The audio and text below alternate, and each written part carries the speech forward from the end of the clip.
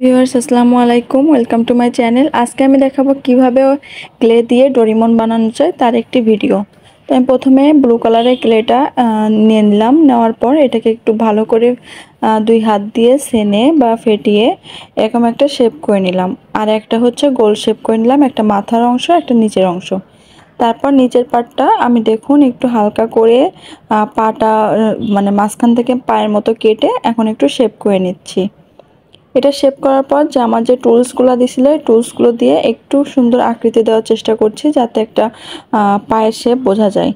আর উপরে মাথাটা একটু রাউন্ড করে দিয়ে দিলাম। দেওয়ার পর এখন আমি হাতার অংশ করব বা হাত করব, এজন্য আমি হালকা একটু মোটা রেখেছি। রাখার পর এরকম হাতের মুঠে একটু শেপ করে লম্বাটে শেপ করে দুই পাশে হাতা বা হাত দিয়ে দিলাম। দেওয়ার পর গলার অংশের সাথে দেখুন হালকা করে জয়েন্ট করে দিচ্ছি। এখন আমি সাদা ক্লের কাজ করব। সাদা ক্লে দিয়ে আমি বুকের অংশে আর মুখের অংশে কাজ করব। তো সাদা ক্লেটা নিয়ে হালকা পাতলা করে একটা রাউন্ড শেপ করে নিলাম। নেওয়ার পর বুকের অংশে আমি এটা করে নিলাম। আর একটা ছোট করে নিয়েছি, এটা আমি মুখের অংশে বসাবো। আপনারা ডোরিমন যারা দেখে থাকেন তারা বুঝতে পারবেন যে কিভাবে করে। এরপর আমি দুটা পাশে সুন্দর করে বসিয়ে দিলাম। আর এখন আমি চোখের অংশে করব।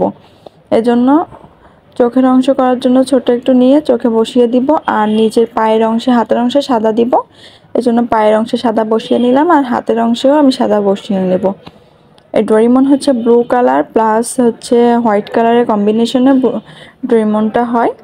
এইভাবে আমি করে নিলাম। আর আমার চ্যানেলে ডোরিমন বাদেও বিভিন্ন ক্লের ওয়ার্ক করা আছে, আপনারা চাইলে দেখে নিতে পারেন। আর দেখতে গেলে অবশ্যই চ্যানেলটি সাবস্ক্রাইব করে নেবেন, তাহলে নতুন নতুন অনেক আপডেট ভিডিও পেয়ে যাবেন।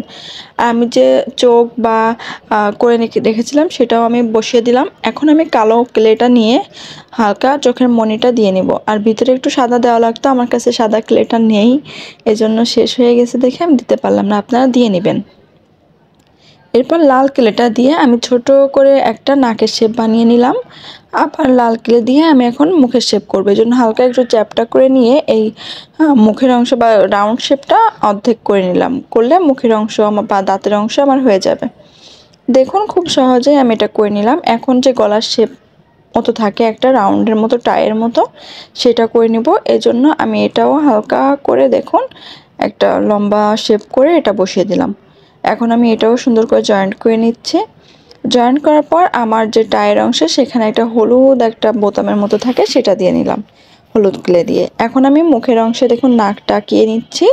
আর যেহেতু বিড়ালের মতো তাই মোজগুলো আঁকিয়ে নিচ্ছি। তো আমার কাজটা কেমন হয়েছে জানাবেন। এরপর আমি ক্লেতে হচ্ছে ভার্নিশ ওয়ার্ক করব। ভার্নিশ আমি হোমমেড ভার্নিশটা তৈরি করে নিয়েছি। আর হোমমেড ভার্নিশ কিভাবে তৈরি করতে হয় সেটার ভিডিও আমার চ্যানেলে আপলোড করা আছে, আপনারা চাইলে দেখে নিতে পারেন। তো এরকম হোমমেড ভার্নিশ দিয়ে কাজ করলে হয় কি বা ভার্নিশ করলে হয় কি, যে ক্লেটা যে আঠালো ভাবটা থাকে বা এর উপর ময়লা পড়লে সেটা খুব সহজে টিস্যু পেপার দিয়ে বা কাপড় দিয়ে হালকা ভিজিয়ে মুছে নিতে পারবেন, তাহলে আপনার অনেক সুন্দর দেখা যাবে। Thanks for watching. আল্লাহ হাফেজ।